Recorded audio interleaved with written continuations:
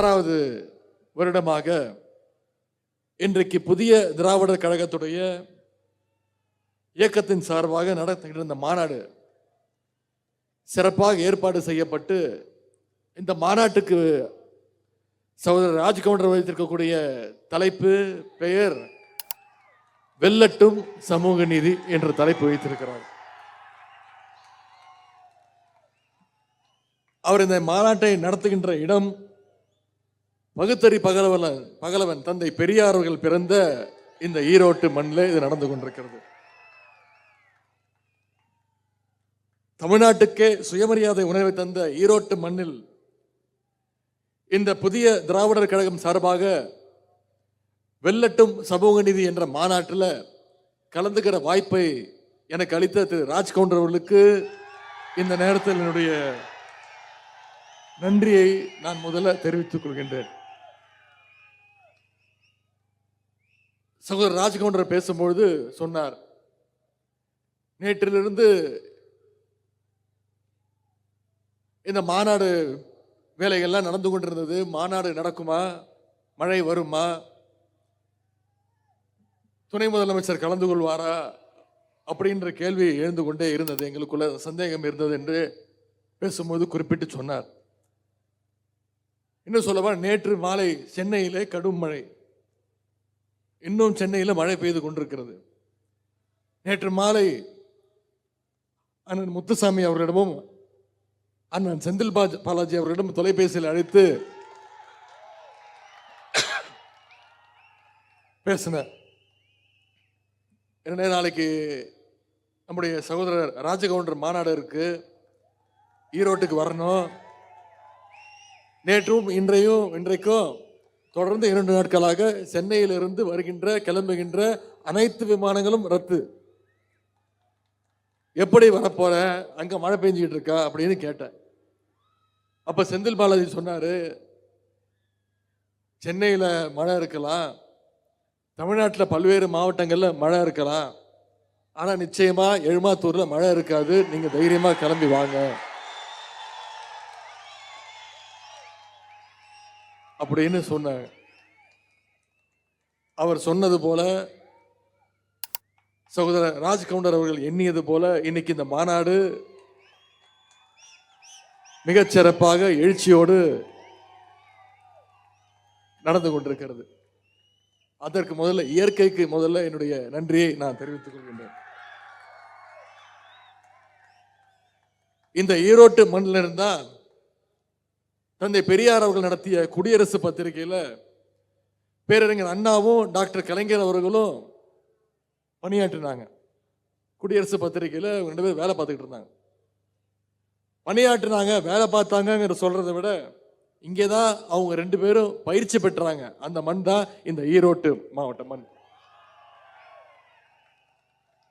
தந்தை பெரியாருடைய ஈரோட்டு குருகுலத்தில் அவர்கள் பெற்ற அந்த காலத்தினுடைய பயிற்சினால்தான் இன்னைக்கு ஒட்டுமொத்த சமுதாயத்துக்கும் ஒரு அறிவு வெளிச்சம் பிறந்திருக்கிறது. அப்படிப்பட்ட சிறப்பு வாய்ந்த இந்த ஈரோட்டு மாநாட்டில் மிகச் சிறப்பாக ஏற்பாடு செய்யப்பட்டு சகோதரர் ராஜ்கவுண்டர் அவர்கள் இதை ஏற்பாடு செஞ்சிருக்கிறார், ஒருங்கிணைச்சிருக்கிறார். இந்த மாநாட்டை இவ்வளவு சிறப்பாக நடத்த, இவ்வளவு எழுச்சியோடு நடத்த சகோதரர் ராஜ்கவுண்டர் எடுத்த பல முயற்சிகளை நான் கேள்விப்பட்டேன். ஏதோ மாநாடு அறிவிச்சிடும், விளம்பரப்படுத்திட்டோம், நிச்சயம் எல்லாரும் வந்துருவாங்க அப்படின்னு அவர் விட்டுறல, வீட்டுக்குள்ள இருந்துடல. அவரே ஒவ்வொரு கிராமத்துக்கும் போய், அவரே ஒவ்வொரு வீட்டுக்கும் போய் இங்க பேசும்போது பெருமையாக சொன்னார், இங்க வந்திருக்கக்கூடிய என்னுடைய சகோதரர்கள்ல 80% பேருடைய தொலைபேசி எண் என்கிட்ட இருக்கு, 80% பேர் என்னோடு நேரடி தொடர்புல இருக்கிறாங்க அப்படின்னு உரிமையோட சொன்னாரு. ஒரு வீட்டில் கல்யாணம் நடந்துச்சுன்னா அந்த வீட்டில் இருக்கக்கூடிய பெரியவங்க உரிமையோட கல்யாண பத்திரிக்கை அடிச்சு ஒவ்வொரு சொந்தக்காரங்க வீட்லேயும் போய் கொடுப்பாங்க. கிட்டத்தட்ட ஒரு திருமணத்தை மாதிரி பார்த்து பார்த்து திரு ராஜ்கவுண்டர் அவர்கள் இந்த நிகழ்ச்சியை நடத்தியிருக்கிறார். அது மட்டும் இல்ல, இப்போ ஒரு வரவேற்புரை ஆற்றினார். பேசி முடிக்கும் பொழுது குறிப்பிட்டு சொன்னார், நீங்க ஒவ்வொருத்தரும் பல மாவட்டங்கள்ல இருந்து பக்கத்தில் இருக்கக்கூடிய மாவட்டங்களில் வந்திருக்கிறீங்க. நிகழ்ச்சி முடிஞ்சு நீங்க ஒவ்வொருத்தரும் பத்திரமா பாதுகாப்பா வீடு போய் சேரணும் அப்படின்னு உரிமையோட சொன்னார். இதுதான் ஒரு தலைவனுக்கு அழகு. அந்த விதத்தில் திரு ராஜ்கவுண்டர் அவர்களுக்கு நான் தலை வணங்குகிறேன்.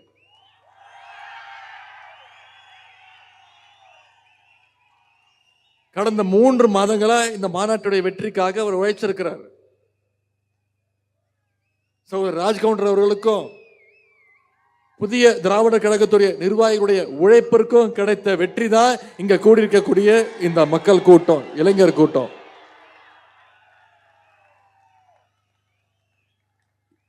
இன்னும் குறிப்பிட்டு சொல்லணும்னா, மாநாட்டுக்கு எல்லா தரப்பு மக்களையும், அனைத்து சமுதாய மக்களையும் ஒரே வித அன்போடு திரு ராஜ்கவுண்டர் அவர்கள் அழைச்சிருக்கிறார். அதுதான் இந்த மாநாட்டுடைய வெற்றி. என்ன சொல்ல வராரு? எல்லாரையும் நாம் அரவணைச்சு செல்ல வேண்டும், இங்க வந்திருக்கக்கூடிய அனைவரும் ஒற்றுமையோடு இருக்க வேண்டும் என்பதுதான் அவரோட நோக்கமாக இருந்திருக்கு. அதற்கு நம்ம அத்தனை பேரும் முதல்ல அவருக்கு பாராட்டு தெரிவிச்சாகணும்.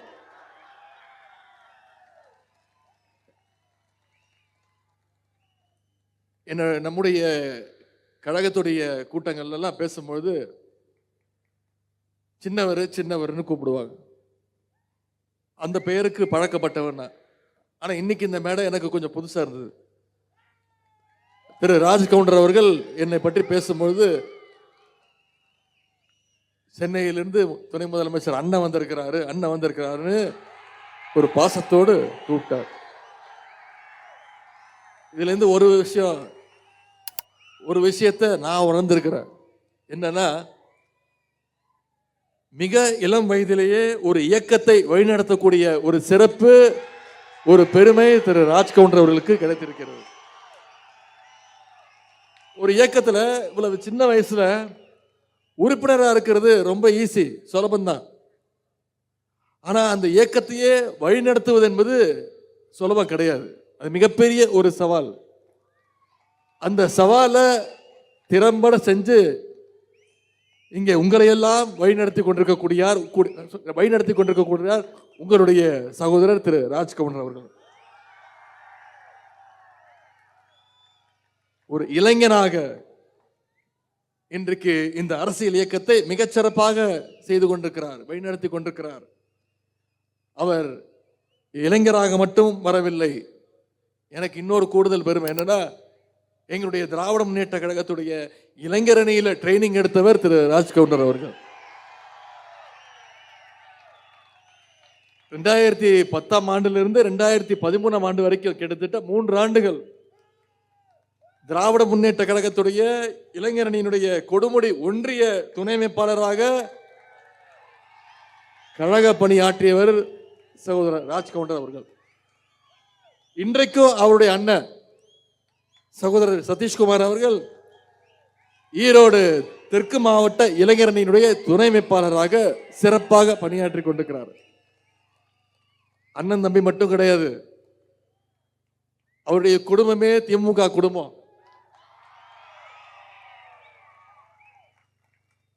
அவருடைய தந்தையார் இன்றைக்கு இப்ப மேடையில் என்னை வாழ்த்தினார். அவருடைய தந்தையார் திரு சதாசிவம் அவர்கள் நம்முடைய திராவிட முன்னேற்ற கழகத்தில் தொண்டரணியில களப்பணியாற்றியவர், கழக பணியாற்றியவர். எனவே இந்த மேடைக்கும் இந்த இயக்கத்திற்கும் நான் ஒன்றும் புதியவன் கிடையாது. நாம அனைவரும் கிட்டத்தட்ட ஒரே குடும்பத்தை சேர்ந்தவர்கள் தான். என்னுடைய சொந்த குடும்ப நிகழ்ச்சிக்கு வந்திருக்கக்கூடிய அந்த உரிமையோடு, அந்த பெருமையோடு இந்த நிகழ்ச்சிக்கு நான் வந்திருக்கிறேன். அதே உணர்வோடு தான் சகோதரர் ராஜ்கவுண்டர் அவர்கள் தன்னுடைய இயக்கத்திற்கு திராவிடன் என்ற பெயரை இன்றைக்கு வைத்திருக்கிறார். அதற்கு முதல்ல என்னுடைய பாராட்டுகள், வாழ்த்துக்கள். ஏன்னா திராவிடம்ன்ற பெயர் வைக்கிறது அது இந்த காலத்தில் வைக்கிறது அவ்வளவு சுலபம் கிடையாது.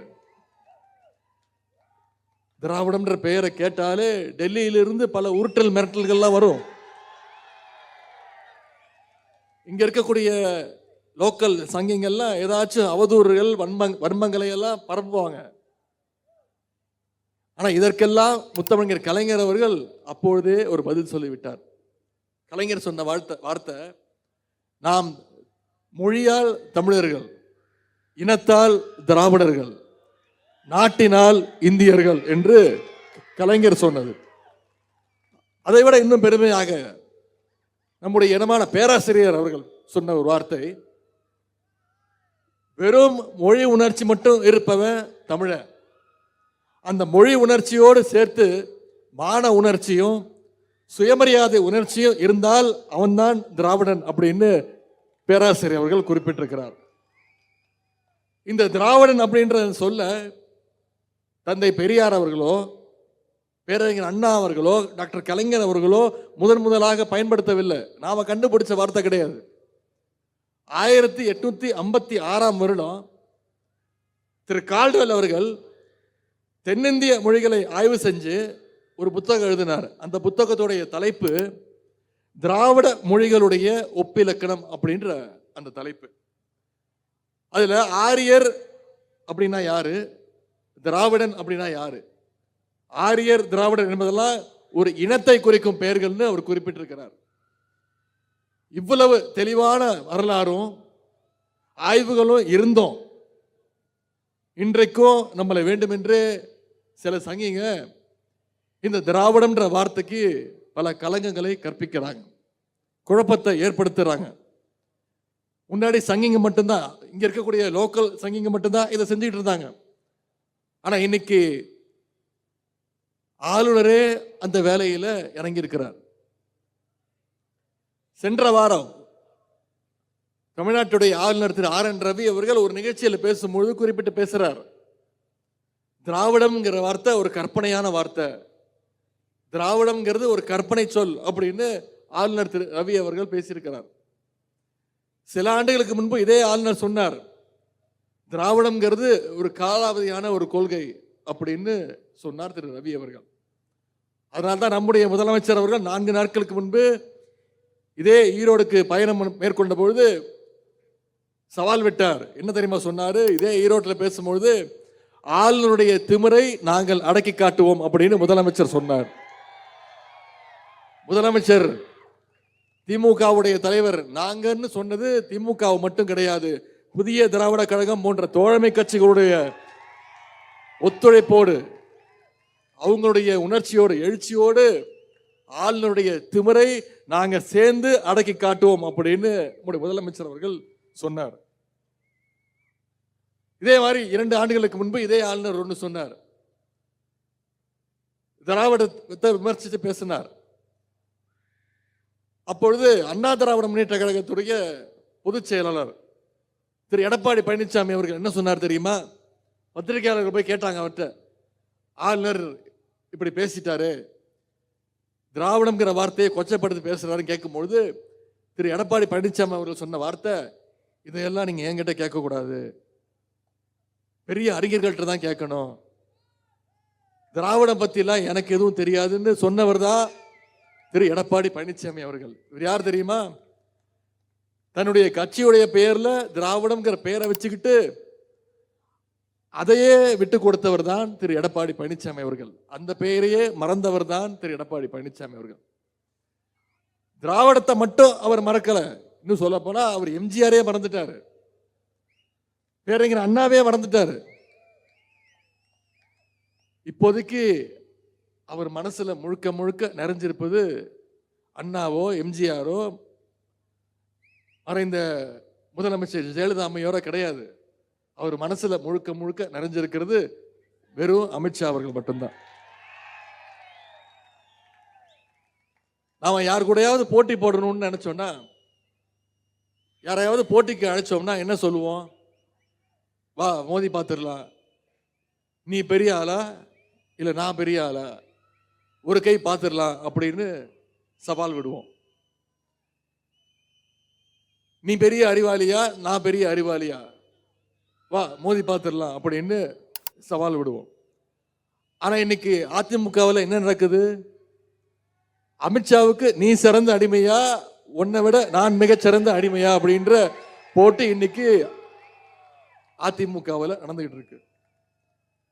நான் தான் சிறந்த அடிமைன்னு திரு எடப்பாடி பழனிசாமி அவர்கள் 8 அடி பாஞ்சாருன்னா, அங்க இருக்கக்கூடிய இன்னும் சிலர் இல்ல, உன்னை விட நான் மிகச்சிறந்த அடிமைன்னு 16 அடி பாய்வதற்கு தயாராக இருக்கிறாங்க.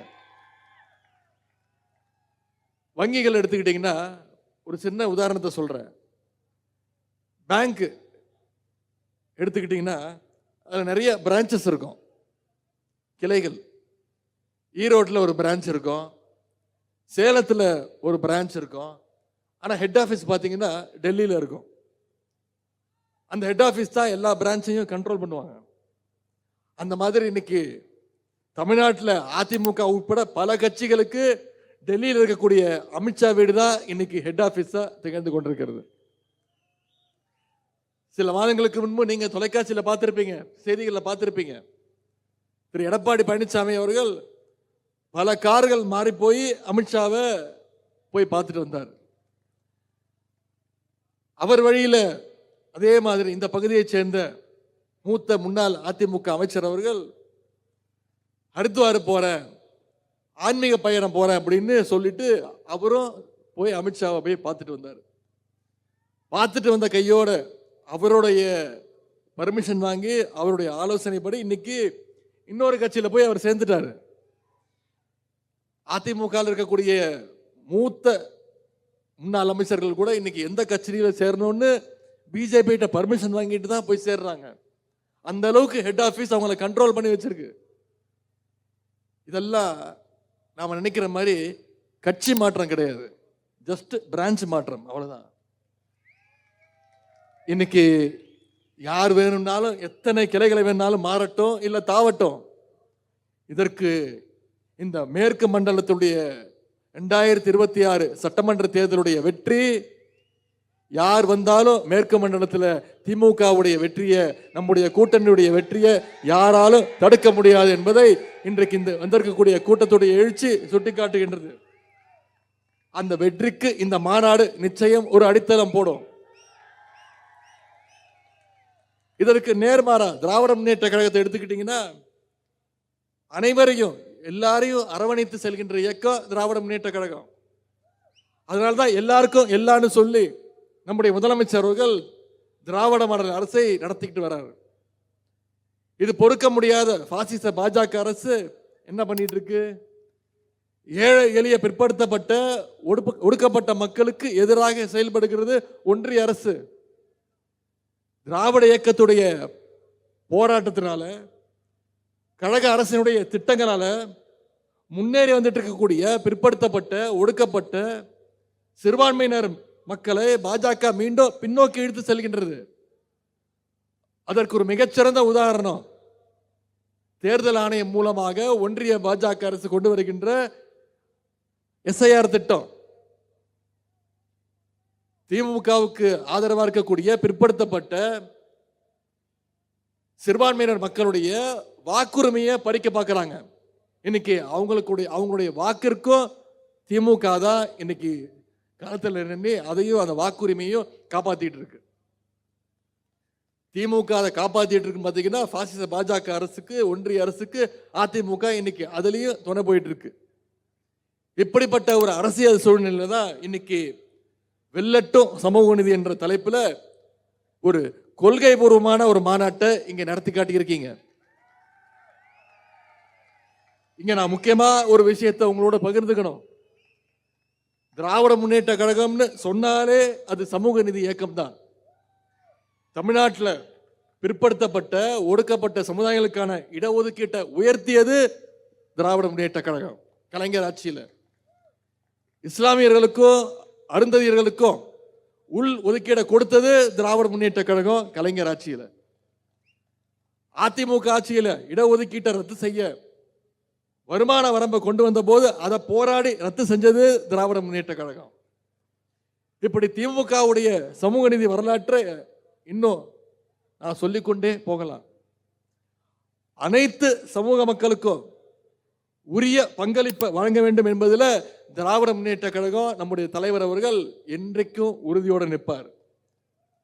இன்றைக்கு இந்த மேடையில் இந்த பகுதியில் நாட்டினுடைய விடுதலைக்காக போராடிய வீரர்களுக்கு மரியாதை செலுத்தி இருக்கிறோம். இங்கே விடுதலை போராட்ட வீரர் தீரன் சின்னமலை அவர்களுக்கு மரியாதை செஞ்சிருக்கிறோம். தீரன் சின்னமலை அவர்களுக்கு சென்னை கிண்டியில சிலை அமைத்து அவருடைய பிறந்த நாளை அரசு விழாவாக கொண்டாடணும்னு அரசாணை போட்டது முத்தமிழ் டாக்டர் கலைஞர் அவர்கள். தற்போது நம்முடைய முதலமைச்சர் அவர்கள் ஓடா நிலையில தீரன் சின்னமலைக்கு சிலை அமைக்க சமீபத்தில் அடிக்கல் நாட்டியிருக்கிறார்.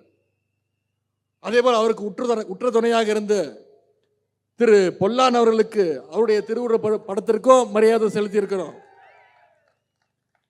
தீரன் சின்னமலையுடைய தளபதியாக நின்று ஆதிக்கத்தை எதிர்த்து போராடியவர் தான் திரு பொல்லான் அவர்கள். பொல்லான் அவர்களுக்கு சிலை வைக்க வேண்டும் என்பது பல வருட கோரிக்கை. அதன்படி நம்முடைய முதலமைச்சர் அவர்கள் பொல்லான் அவர்களுக்கு சுமார் 10 கோடி மதிப்பீட்டில் சிலை மற்றும் மணிமண்டபத்தையும் நம்முடைய முதலமைச்சர் அவர்கள் சமீபத்தில் திறந்து வச்சார். கடையேழு வள்ளல்கள் ஒருவரான வல்வில் ஓலி அவர்களுக்கு மரியாதை செஞ்சிருக்கிறோம். வல்வில் ஓரி அவருடைய பிறந்த நாள அரசு விழாவாக நடத்த உத்தரவிட்டவர் முத்தமிழறிஞர் டாக்டர் கலைஞர் அவர்கள். கொடிகாத்த குமரன் என்று அழைக்கப்படும் திருப்பூர் குமரன் அவர்கள் பிறந்த சென்னிமலையில அவருக்கு மணிமண்டபம் அமைக்க நம்முடைய முதலமைச்சர் அவர்கள் சமீபத்தில் அடிக்கல் நாட்டியிருக்கிறார். குணாளன் நாடார் அவர்கள் விடுதலை போரில் பங்கேற்றவர், அவருக்கும் இங்கே மரியாதை செலுத்தப்பட்டிருக்கு. அவருக்கு மணிமண்டபம் வைக்க வேண்டும் என்று இந்த கோரிக்கையும் வச்சிருக்கிறீங்க. நிச்சயம் இந்த கோரிக்கையை, அந்த கோரிக்கை மட்டுமல்ல, பல கோரிக்கைகளை, முக்கியமான கோரிக்கைகளை இங்க சகோதரர் ராஜ் கவுண்டர் அவர்கள் வச்சிருக்கிறார். நிச்சயம் அந்த கோரிக்கைகளை முதலமைச்சருடைய திராவிட முன்னேற்ற கழகத்துடைய கழக தலைவர் அவருடைய கவனத்திற்கு நான் எடுத்து செல்கின்றேன். முதலமைச்சர் அவர்களுக்கு எந்த நேரத்தில் எதை எப்படி செய்யணுன்ற வித்தை அவருக்கு தெரியும். நிச்சயம் உங்களுடைய கோரிக்கைகளை அதை சாத்தியப்படுத்துகின்ற, அதை நிஜமாக்கின்ற அந்த பணிகளில் நான் நிச்சயம் என்னுடைய முழு கவனத்தையும் ஈடுபடுத்துவேன் என்பதை இங்கே கூறிக்கொள்கின்றேன். நான் இங்கே குறிப்பிட்ட அத்தனை வீரர்களும் தியாகிகளும் ஒற்றுமையுடன் இருந்து நாட்டுடைய விடுதலைக்காக போராடிய விடுதலை போராட்ட வீரர்கள். இந்த நேரத்தில் பாசிஸ்டுகள் மற்றும் அடிமைகளிடமிருந்து தமிழ்நாட்டை காப்பாற்றுவதற்கு நாம் அனைவரும் சாதி மதங்களை எல்லாம் கடந்து செயலாற்ற வேண்டியது, ஒற்றுமையுடன் செயலாற்ற வேண்டியது நம்முடைய கடமை, காலத்தின் மிக மிக அவசியம். அதற்கு இந்த சமூக நீதி மாநாடு ஒரு சிறந்த அடித்தளமாக அமைய வேண்டும். கடந்த 4.5 வருஷத்துல நம்முடைய முதலமைச்சர் தலைமையிலான திராவிட மாடல் அரசு எண்ணற்ற சமூக நல திட்டங்களை செயல்படுத்தி இருக்கிறோம். நம்முடைய அரசாக இருக்கட்டும், திராவிட முன்னேற்ற கழகமாக இருக்கட்டும், உங்கள் அனைவருடைய முன்னேற்றத்திற்காக தொடர்ந்து உழைப்போம் அப்படின்ற உறுதிமொழியை இங்க நேரத்தில் நான் தெரிவித்துக் கொள்ள விரும்புகின்றேன். ஆகவே மற்றவர்கள் செய்கின்ற அவதூறுகளை எல்லாம் புறந்தள்ளி திராவிட முன்னேற்ற கழகத்திற்கு நீங்கள் உங்களுடைய ஆதரவை தொடர்ந்து தர வேண்டும் என்று நான் இந்த நேரத்தில் கேட்டுக்கொள்கின்றேன். 2026 200 தொகுதிக்கு மேல கண்டிப்பாக நம்முடைய கூட்டணி, திமுக கூட்டணி நிச்சயம் வென்று காட்ட வேண்டும். அதற்காக இப்போதிருந்து நம்முடைய உழைப்பை இதே எழுச்சியோடு, இதே உறுதியோடு நாம் செலுத்த வேண்டும் என்று உங்களை எல்லாம் உரிமையோடு கேட்டுக்கொண்டு, இந்த சிறப்பான மாநாட்டில் கலந்து கொள்வதற்கான அந்த வாய்ப்பை அளித்த அண்ணன் செந்தில் பாலாஜி அவர்களுக்கும் அண்ணன் முத்துசாமி அவர்களுக்கும், இந்த மாநாட்டுக்கு எனக்கு அழைப்பு விடுத்த, நான் கலந்து கொள்வதற்கு மிக மிக முக்கியமான காரணமாக இருந்த சகோதரர் ராஜ் கவுண்டர் அவர்களுக்கு மீண்டும் ஒரு முறை என்னுடைய பாராட்டுகளையும் வாழ்த்தையும் நன்றியும் தெரிவித்து, சமூக நீதி வெல்லட்டும், சமத்துவம் தழைக்கட்டும். வாய்ப்புக்கு நன்றி, வணக்கம்.